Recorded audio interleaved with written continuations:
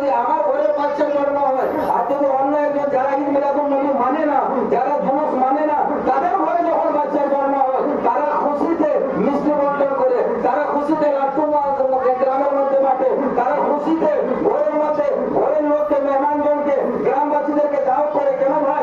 এই জন্য যে আমার ঘরের বাচ্চার জন্ম হয়েছে, সেই বাচ্চার জন্মের খুশিতে।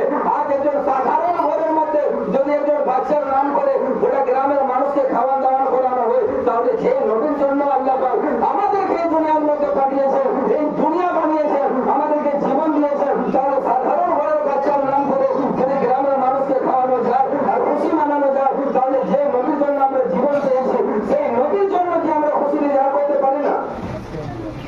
সেই নবীর জন্য খুশিতে কি আমরা নবীর জন্য এতটুকু করতে পারি না?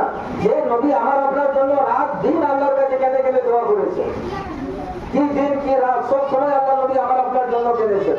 তাহলে আজ ले उनकी पना, आज मदद मांग इनसे, कल ना मानेंगे कयामत में अगर मान गया।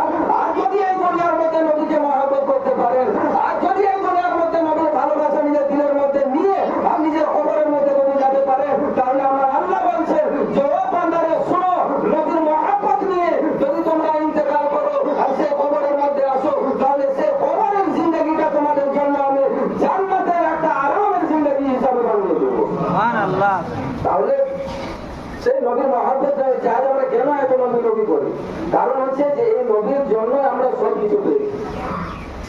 এই জন্য আজ